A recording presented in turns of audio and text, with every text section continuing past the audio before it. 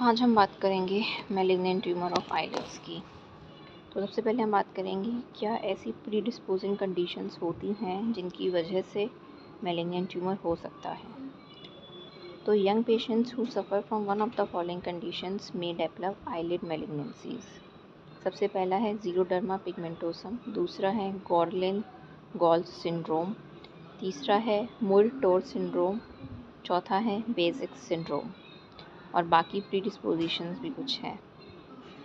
तो ज़ीरोडर्मा पिगमेंटोसम में skin damage होती है on exposure to sunlight and it causes progressive cutaneous abnormalities. More than 90% हैव ocular or the periocular involvement.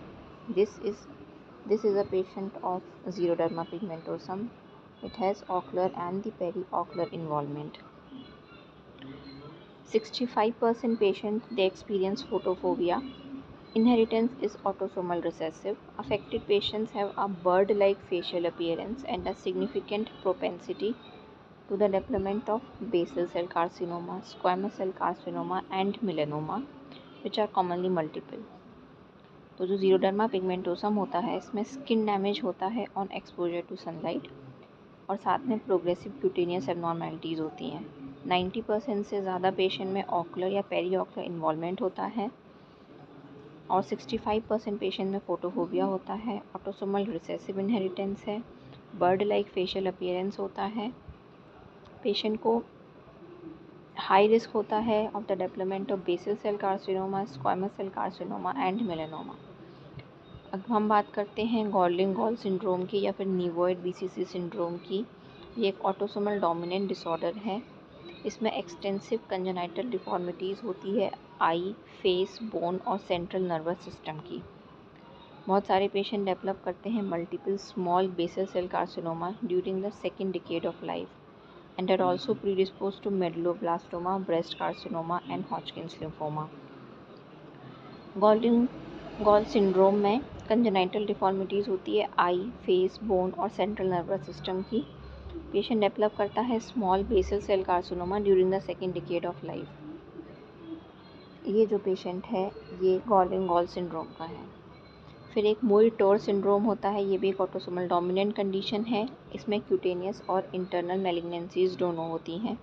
Cutaneous tumour में BCC, sebaceous gland carcinoma और केरेटोएकेंथोमा होता है और इंटरनल मैलिग्नेंसीज में कोलोरेक्टल और जेनाइटो यूरिनरी कार्सिनोमाज होते हैं।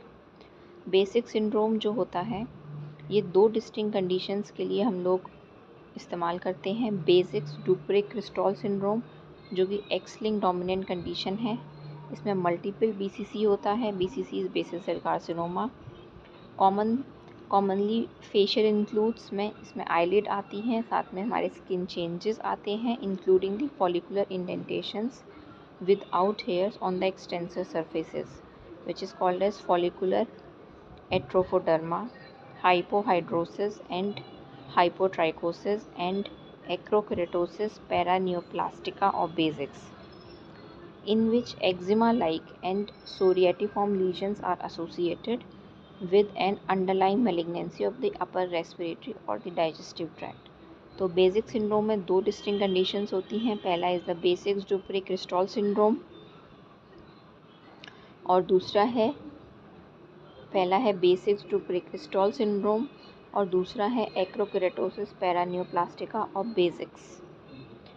जो बेसिक्स डुप्रे क्रिस्टॉल सिंड्रोम होता है इसमें बहुत सारे बीसीसी होते हैं, आईलिड्स को इन्वॉल्व करते हैं और स्किन चेंजेस होती है ऑन द एक्सटेंसर सर्फेसेस।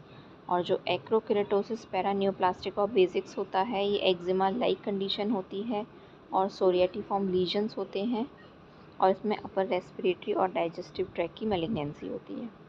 बाकी प्रीडिस्पोजिशन में हमारा इम्यूनोसप्रेशन आता है, प्रायर रेटिनोब्लास्टोमा आता है और एल्बिनिज्म आता है जो कि प्रीडिस्पोज करते हैं मैलिग्नेंसीज के लिए। अब हम बात करते हैं बेसल सेल कार्सिनोमा की। ये मोस्ट कॉमन ह्यूमन मैलिग्नेंसी है। It is the most common human malignancy and typically affect the older individuals. Risk factors क्या हैं? Fair skin, inability to tan and chronic exposure to sunlight. 90% cases head और neck में होते हैं and 10% of these वो eyelid में होते हैं। 90% cases हमारे हेड और नेक में होते हैं और उन 90% में से 10% हमारी आईलिड में होते हैं।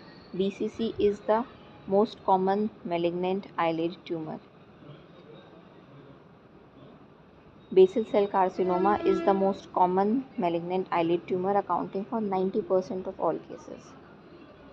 जो most common malignant eyelid tumour हैं दैट इज़ BCC और ये 90% केसेस BCC के ही होते हैं। अगर आईलिड की malignancy 90% time it is BCC। Most frequently lower eyelid में होती है, followed in frequency by the medial canthus. सबसे ज़्यादा ये लोअर आईलिड में होती है, उसके बाद मीडियल कैंथस, अपर आईलिड और लेटरल कैंथस में। तो अगर हम ये आई का स्ट्रक्चर ड्रॉ करें तो सबसे ज़्यादा ये लोअर आईलिड में होती है, उसके बाद मीडियल कैंथस में होती है, उसके बाद अपर आईलिड में होती है और लेटरल कैंथस में होती है। The tumour is slowly growing and locally invasive but non metastasizing. The good thing is that it is non metastasizing. Tumors located near the medial canthus are more prone to invade the orbit and sinuses and are more difficult to manage than those arising elsewhere and carry the greatest risk of recurrence. Tumors that recur following incomplete treatment tend to be more aggressive. तो ये histopathology है basal cell carcinoma की, इसके बारे में बात करते हैं। The tumor arises from the cells that form the basal layer of the epidermis. जो एपिडर्मिस सबसे बेसल लेयर होती है विच इज़ मेलेनिन कंटेनिंग, उससे अराइज करते हैं। The cells proliferate downwards and characteristically exhibit palisading at the periphery of a tumour lobule of cells. Squamous differentiation with the production of keratin, it results in hyperkeratotic types of BCC.